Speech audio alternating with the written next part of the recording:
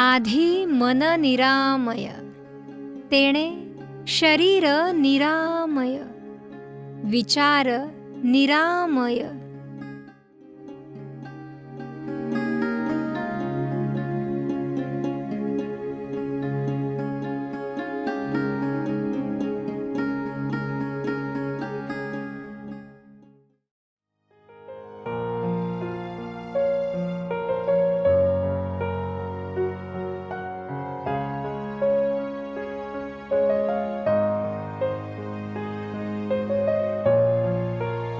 नमस्कार.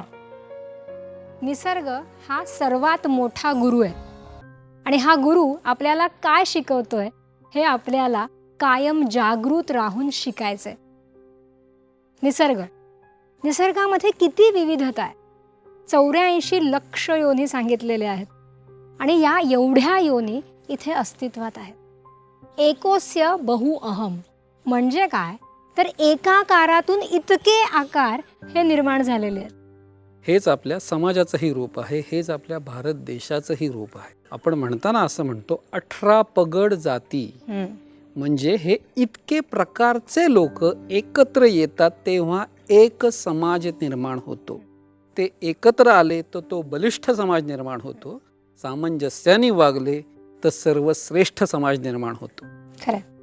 जसं आपण म्हणालो की एकाकारातून अनेक आकार म्हणजे काय तर त्या परमात्म्याला वेगवेगळे अनुभव घ्यायचे होते आणि म्हणून त्यांनी इतके आकार घेतलेत. हा आकार घेतलाय, हा आकार घेतलाय आणि हे अनंत आकार घेतलेत. ह्या प्रत्येक आकाराची अनुभूती वेगळी आहे, ह्या प्रत्येक आकाराच्या भावना वेगळ्या आहेत. एक वृक्ष त्याला लगडलेल्या ह्या ज्या लतावेली आहेत हा त्यांना आधार देतोय, त्या त्याच्यावर विसंबून आहेत. ते जल किती जणांची तृष्णा भागवतंय. प्रत्येकाला काही ना काहीतरी देण्याचा स्वभाव प्रत्येकामध्ये आहे. ह्या संपूर्ण निसर्गामध्ये आहे आणि तोच आपल्याला अंगीकारायला हवा. अगदी खरं. आपण काय करतो, आपल्याकडे आलेलं हे फक्त आपल्यासाठी आलंय असा गैरसमज निर्माण करतो. जसं तू आत्ता म्हणलीस त्या वृक्षावरती लतावेली कितीतरी आहेत. आता हा वृक्ष काय करतोय, हा त्यांना तर आधार देतोच आहे पण येणाऱ्या जाणाऱ्यालाही सावली देतो. खरं. तो ज्याला जमेल ते सगळं इतरांना देतो आहे. त्या लतावेलींना आधार देतोय. समजा ते फळाचं झाड असेल तर लोकांची भूक भागवतोय, ती भूक भागवावी, पक्ष्यांना आधार आसरा देतोय. आणि हे सगळं व्हावं म्हणून जल त्याला ताकद देतंय. ही सृष्टी, हा सूर्य त्याला ताकद देतोय. ह्या सगळ्यांचं मिळून जे काही आहे त्यालाच आपण निसर्ग असं म्हणतो. अगदी खरं. आणि हेच असंच जीवन जर आपण जगलो तर कायम आपण समाधानी राहू आणि निरोगीही राहू. जसं आपण म्हणालो की परमात्म्याला ह्या अनुभूती घ्यायच्या होत्या आणि म्हणून हे अस्तित्व जन्माला आलं. जन्म आणि मृत्यू ह्या सगळ्या फेऱ्यामध्ये आपण अडकलो आणि ही सगळी माया निर्माण झाली. आता ह्या मायेमध्ये आल्यानंतर खरं तर घ्यायची होती अनुभूती, अनुभव, आनंद. पण वासनांमध्ये आपण अडकलो, कामना सुरू झाली. कामनेतून आपण वासनेकडे गेलो आणि त्यातून आपण गुरफटत राहिलो. निरनिराळी खाती आपण निर्माण केली, कर्माचे हिशोब बांधायला लागलो आणि मग त्यातून एका मागोमाग एक जन्मांची शृंखला सुरू झाली. एकाकारातून हे अनेक आकार आणि खरं तर पुन्हा पोहोचायचे तिथेच एक आकाराकडे. ह्या अनेक आकारातून एकाकार.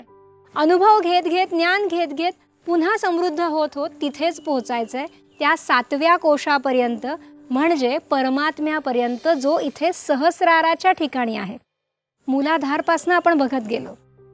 मूलाधार म्हणजे हा अन्नमय कोश, त्याच्याशी निगडित आहे. स्वाधिष्ठान म्हणजे आपला प्राणमय कोश, त्याच्याशी निगडित आहे. मणिपूर म्हणजे आपला मनोमय कोश, त्याच्याशी ते निगडित आहे. अनाहत म्हणजे विज्ञानमय कोश, त्याच्याशी तो निगडित आहे. विशुद्ध म्हणजे आनंदमय कोश, त्याच्याशी विशुद्ध निगडित आहे. त्यानंतर येतं ते आज्ञाचक्र आणि तो आत्मा, ते महत्तत्व. आणि त्यानंतर सहस्रार चक्र म्हणजे सहस्र दलपद्म. सहस्र पाकळ्यांनी उमललेलं ते पद्म प्रत्येकाच्या टाळूवर स्थित आहे आणि ते त्या परमात्म्याशी जोडलेलं आहे, जे माझंच अस्तित्व आहे.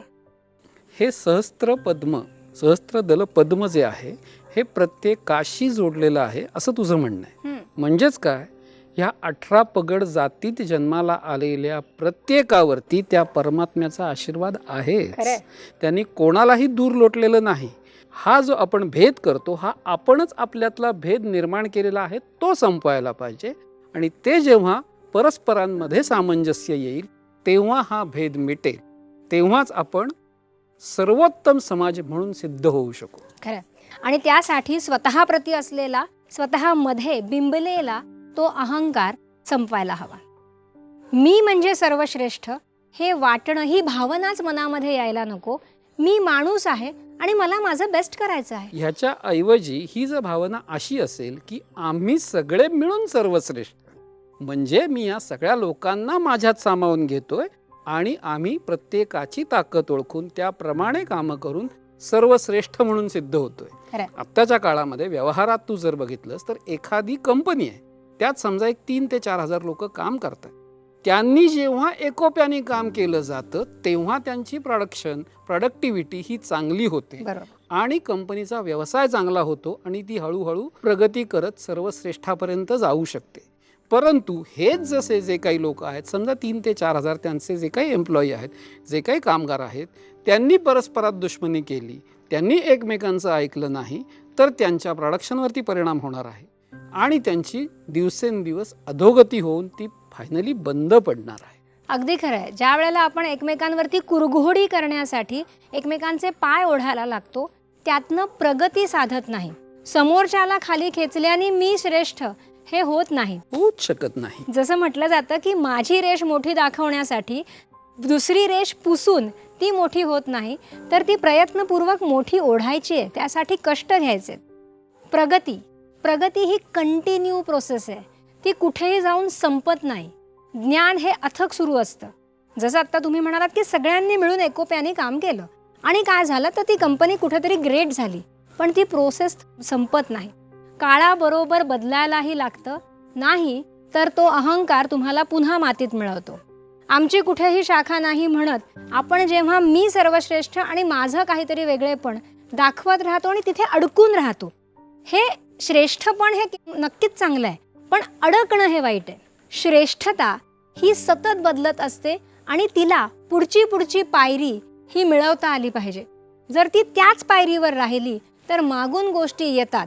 कॉम्पिटिशन जी वाढतीये त्याच्यामध्ये तग धरणं हे पुढे जाऊन अवघड होतं आणि त्यातून वैफल्य हे देखील येतं. गर्विष्ठपणा, जसं आपण म्हणतो की गर्वाचं घर हे खाली, जेव्हा तो गर्व येतो त्यावेळेला ते घर ढासळणार आहे हे निश्चित. नाही, ह्याच्या मागे मुळात घडतं काय ते थोडं समजून घेतलं पाहिजे. ज्या वेळेला मी कष्ट करत असतो त्यावेळेला मी आजूबाजूला बघून, आजूबाजूची परिस्थिती समजून घेऊन स्वतःला त्यात सर्वोत्तम सिद्ध करण्याचा प्रयत्न करत असतो. म्हणजेच काळाबरोबर मी स्वतःला बदलत असतो आणि माझी दृष्टी त्या काळावर सुद्धा असते. बरोबर. एक काळ असा येतो की मी आता सर्वांपेक्षा खूप पुढे आलो आहे. जेव्हा समजा असं आपण धरून चालू की धावण्याची शर्यत आहे, मी सगळ्यात पुढे आहे आणि माझ्या मागे खूप लांब दुसऱ्या नंबरचा आहे. त्यामुळे म्हणजे आपल्याला ती ससा कासवाची गोष्ट जर माहिती असेल तर ससा खूप पुढे निघून गेला आणि कासव येतंय, पण त्याला वाटलं आता कशाला कासव येणार आहे, मी थोडी विश्रांती घेतो. आणि त्या विश्रांतीला म्हणजेच काय झालं, हा जो काही अहंकार आहे या अहंकाराने त्या सशाला विश्रांती घ्यायला भाग पाडलं. त्याची काळावरची नजर सुटली आणि ती स्वतःवर आली.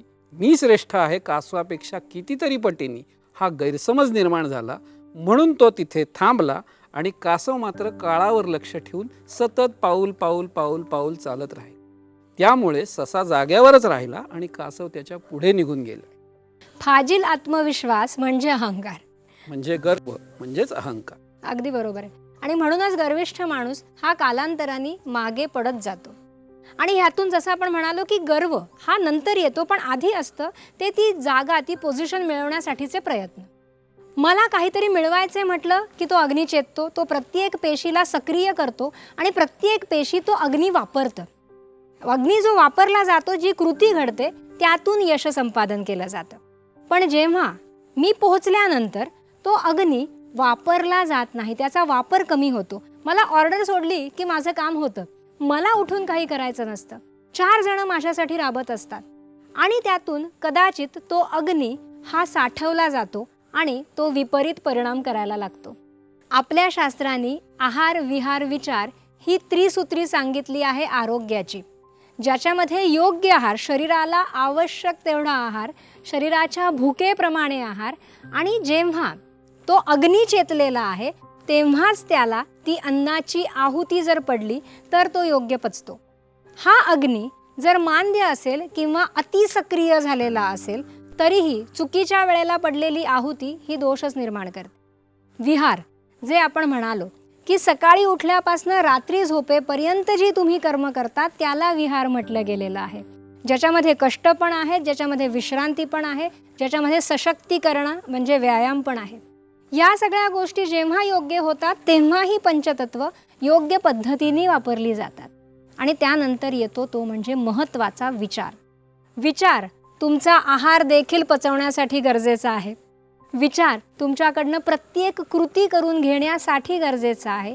विचार संचय करण्यासाठी, त्या ऊर्जेचा, त्या मेदाचा, कुठल्याही गोष्टीचा संचय चय करण्यासाठी तो विचार गरजेचा आहे. संप्रेरक निर्माण होतात ती देखील विचारातूनच तर निर्माण होतात. तीच संप्रेरक चयापचयाची क्रिया घडवून आणतात, उत्क्रांती घडवतात, शरीरामध्ये क्रिया घडवतात. पण त्यासाठी विचारच गरजेचा असतो.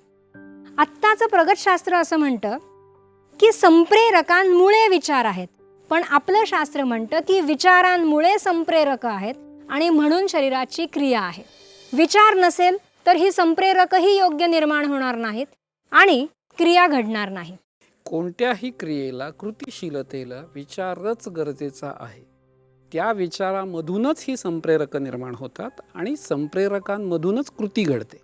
कृतीला, माणसाला क्रियाशील करण्यासाठी शरीरामध्ये बदल होणं अत्यंत गरजेचं आहे आणि हे बदल घडवणारी ही जी कोणी आहेत तीही संप्रेरकं आहेत आणि ही संप्रेरकं निर्माण करणारा हा विचार आहे. खरं.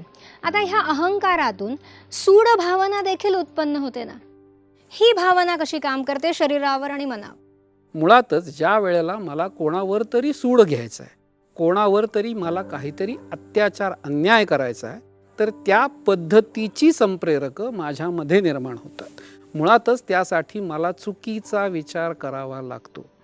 हा विचार, जसं आत्ता आपण म्हटलं की कोणताही विचार संप्रेरकं निर्माण करतो आणि तुमच्या शरीरामध्ये बदल घडवतो. तसंच आपण आत्तापर्यंत असं म्हणतोय की विचारामधून ऊर्जा निर्माण होते. जेव्हा मी चुकीची ऊर्जा, अन्याय, अत्याचार करण्यासाठीची ऊर्जा निर्माण करतोय, त्याच पद्धतीचे ह्या वातावरणातले ऊर्जेचे कण मी आकर्षित करून घेतोय. आता हे चुकीचे कण माझ्याच प्राणमय कोशामध्ये साठणार आहेत आणि ते तिथे दोष उत्पन्न करणार आहेत, कारण काहीतरी चुकीची कृती सतत करायची आहे मला. ते जे काही ऊर्जेचे कण आलेत ते वापरायचेत मला. त्यामुळे ह्यातून फक्त आणि फक्त दोषच निर्माण होऊ शकतो, ह्यातून भलं होऊ शकत नाही. आत्ता जसं तुम्ही म्हणालात तिथे अजून एक गोष्ट समजायला हवी आहे की चुकीचे कण असं म्हणतात काहीच नाहीयेत. असं म्हणतामध्ये आहेत ही पंचमहाभूत आहेत, पण त्यातले जे अतिरिक्त कण निर्माण होतात ते चुकीचं कार्य करतात. मला असं म्हणायचं नव्हतं की चुकीचे कण, तू म्हणलीस ते अगदी बरोबर आहे. याची थोडीशी उकल होणं गरजेचं आहे. या निसर्गामध्ये चांगलं आणि वाईट असं काहीही नाही. आपण सराट्याचं झाड वाईट म्हणतो कारण त्याचे आपल्याला काटे बोचतात, पण त्याचाच दुसरा भाग बघितला तर आयुर्वेदाच्या दृष्टीने ते अत्यंत गरजेचं आहे. त्याच्यापासून उत्तम औषध तयार होऊ शकतं. जेव्हा आपण एखाद्यावरती अन्याय करण्यासाठीची ऊर्जा जमा करतोय असं म्हटलं तर त्या ऊर्जेचं स्वरूप माझ्या मणिपूर चक्रामध्ये अग्नीच्या स्वरूपात होणार आहे. आणि आज्ञाचक्र पण, तिथेही चुकीचे विचार तसेच कण, तिथेही अग्नी वाढणार आहे. तिथेही अग्नी वाढणार आहे. हा मूळ अग्नी रमबीजामध्ये, मणिपूरमध्ये आहे. तो पसरणार आहे सगळीकडे आणि मला ती कृती करायला भाग पाडणार आहे. परंतु हाच अग्नी मी जेव्हा विधायक कार्यासाठी वापरणार आहे तेव्हा तो अग्नी त्यातनं चांगलंच घडवणार आहे. किती छान. खरं तर हे थोडंसं डिटेलमध्ये समजून घ्यायला हवं. जसं आत्ता सर म्हणाले की विचार निर्माण होतो, मला कुणावर तरी अन्याय करायचा आहे, मला कुणाला तरी ओरडायचं आहे. जेव्हा हा विचार निर्माण होतो तेव्हा वातावरणातले तसे कण आकर्षित होतात, म्हणजे त्या त्या तत्वाचे कण. जर मला खूप हार्श बोलायचं आहे तर पृथ्वी तत्वही जास्त आकर्षित होणार आहे, अग्नितत्वही जास्त आकर्षित होणार आहे. माझं विशुद्ध चक्र, जिथे मी वैखरी वाणीतून बोलणार आहे तिथे देखील आकाश तत्वाचे गुण जास्त आकर्षित होणार आहे. आणि मग तो उद्वेग मी तोंडातून बाहेर काढणारे, म्हणजे मी रागावणारे, ओरडणारे, काहीतरी करणारे, ही ऊर्जा वापरून काहीतरी क्रिया घडणारे. पण ज्या वेळेला मी विचार करीन की ह्याला ओरडून काही उपयोग आहे का, मी अशा पद्धतीने नाही वेगळ्या पद्धतीने जर ही गोष्ट सांगितली तर कदाचित काहीतरी बदल होईल. म्हणजे माझा विचार बदलला. हा विचार जसा बदलेल तसे जलतत्वाचे कणही मी आकर्षित करणारे, कारण हा मृदू विचार आहे. अग्नी येणारच आहे कारण मला बोलायचंय, फोर्सनी बोलायचंय. पृथ्वीही येणार आहे कारण मला स्ट्रेंथनी बोलायचंय. आणि इथे मृदुता पण येणार आहे, इथे जलतत्वाचे कणही येणार आहे. मला बोलायचंय, त्याला समजवायचंय, त्याला खडसवायचंय. आकाश तत्व देखील वाढणारे, वायू पण आवश्यक अतिरिक्त निर्माण होणार आहे. पण त्याच्यात जल वाढल्यामुळे मी हेच शब्द थोड्याशा सॉफ्टली, मृदूपणे, मऊपणे उच्चारणार आहे. त्यातली जी गती किंवा त्याचा जो स्वर आहे तो उच्च न ठेवता तो थोडा नीचेचा राहणार आहे आणि त्यातून योग्य परिणाम साधणार आहे. प्रत्येक क्रिया ही सारखीच आहे. तुमचा जसा विचार निर्माण होतो तशी ऊर्जा तुम्ही आकर्षित करता, शरीर त्याचा संचय करतो आणि क्रियेद्वारे, बोलण्याद्वारे, काही हातवाऱ्यांद्वारे, मारण्याद्वारे, कुठल्याही कृतीतून ती ऊर्जा तुम्ही उत्सर्जित करता. कारण ऊर्जा ही निर्माणही होत नाही आणि नष्टही होत नाही. हे चराचर ह्या ऊर्जेने भरलेलं आहे, ह्या पंचमहाभूतांनी भरलेलं आहे. आणि ती केवळ आपण वापरतोय, ती एका रूपातून दुसऱ्या रूपामध्ये केवळ रूपांतरित होतीये. स्वयंपूर्ण उपचार याच रूपांतराला, योग्य रूपांतराला हातभार लावतं किंवा कारणीभूत ठरतं. आत्ता जसं तू म्हणलीस की मला ओरडायचंय, पण ते मृदू भाषेत ओरडायचं आहे, मला ते समजावून सांगायचं आहे. इथेच समंजस्य दिसतं. खरं. मला तुला ओरडायचंय, कशासाठी ओरडायचंय, तर तुझ्यात बदल झाले पाहिजेत म्हणून ओरडायचंय. जेव्हा मी सध्याच्या काळामध्ये ओरडतो तेव्हा मी माझं वर्चस्व सिद्ध करण्यासाठी ओरडतो. मला बदल अपेक्षित आहेत का, तर निश्चित अपेक्षित आहेत, पण ते मी सांगितलंय म्हणून झाले पाहिजेत हा भाव असतो, म्हणून माझा स्वर चढलेला असतो. तू कशी मूर्ख आहेस, तू कसं तुला अक्कल नाही आणि कशी मलाच अक्कल आहे आणि मी म्हणतोय तेच खरं आहे, हे सिद्ध करण्यासाठी अशा पद्धतीची जेव्हा सिद्धता परिस्थितीला करायची असते किंवा अशा पद्धतीने मी स्वतःला सिद्ध करणार असतो तेव्हा माझा स्वर हा चढलेला असतो. हेच जेव्हा मला तुझ्यात बदल व्हायला हवेत, परिस्थिती बदलायला हवी, हा माझा विचार आहे, तेव्हा हा सामंजस्याचा विचार आहे. म्हणजे तुझ्यात बदल व्हावा ही माझी अपेक्षा आहे आणि परिस्थिती सुधारावी ही माझी अपेक्षा आहे. इथे माझ्या वर्चस्वाचा विचार नाही. म्हणजेच इथे मी अहंकार सोडला आणि समजूतदार झालो, म्हणून त्या जलानी माझ्यात प्रवेश केला आणि त्यात मृदुता आली. मी तुला ओरडलोय पण समजावूनही सांगितलंय की ही चूक झाली आहे, याच्यामुळे हा तोटा होतोय, उद्यापासून ही चूक करू नको, पुढच्या वेळेपासून आपल्याला हे असं सुधारायचंय.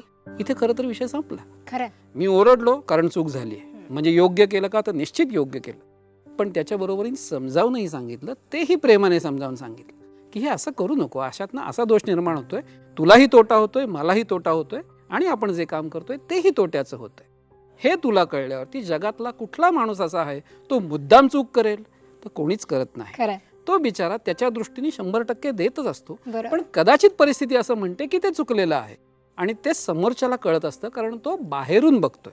जसं मागच्या भागांमध्ये तू उदाहरण सांगितलंस, तुमच्याच परिस्थितीत त्रयस्थ व्हा, तसं हा लांबनं बघणारा त्रयस्थ म्हणून बघतोय, म्हणून त्याला ती चूक पटकन कळते, करणाऱ्याला कदाचित ती कळत नाही. मग याचं काम काय आहे, तर याचं काम हे आहे की त्याला कळेल अशा भाषेत समजूतदारपणाने, सामंजस्याने समजावून सांगायचे, म्हणजे परिस्थिती बदलू शकते. खरं.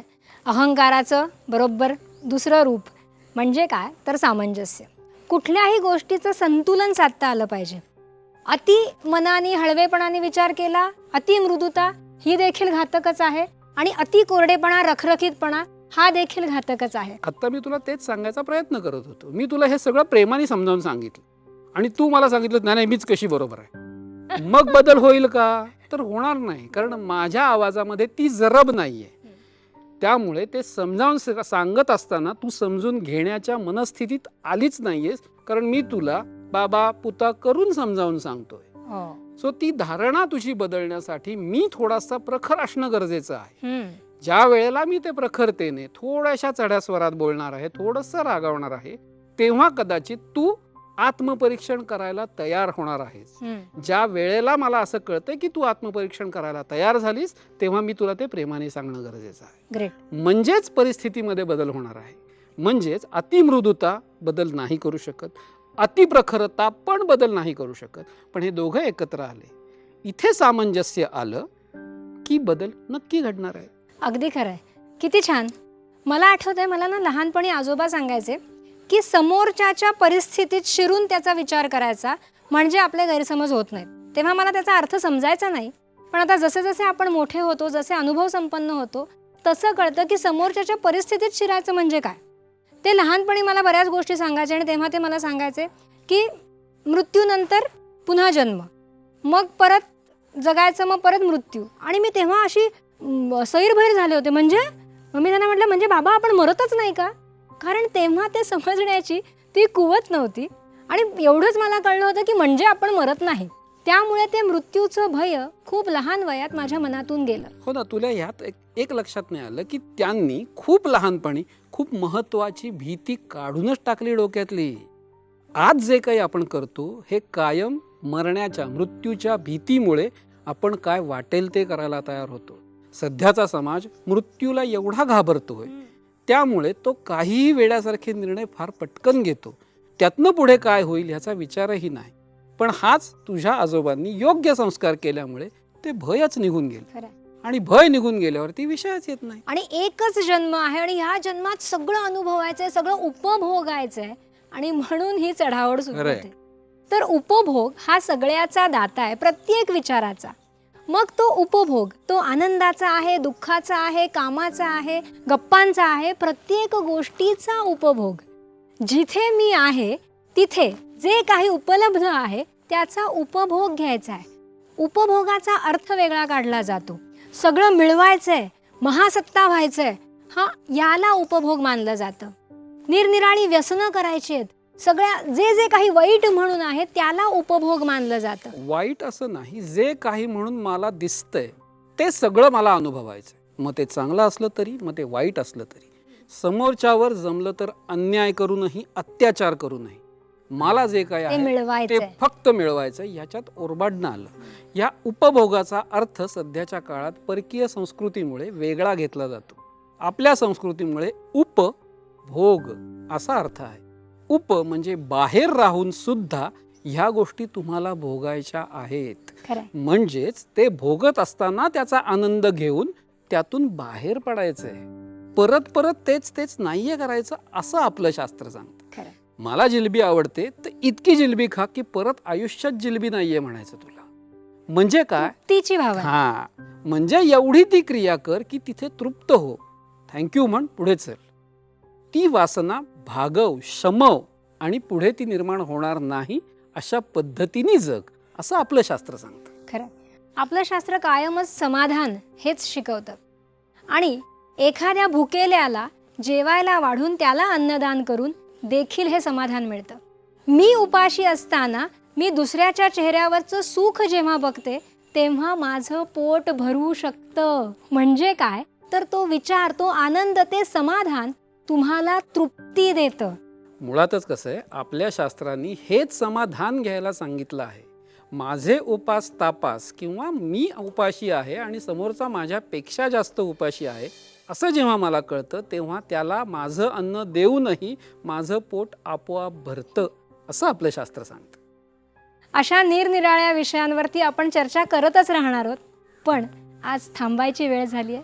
इथेच थांबू. पुढच्या भागात नवीन विषयासह भेटू. धन्यवाद.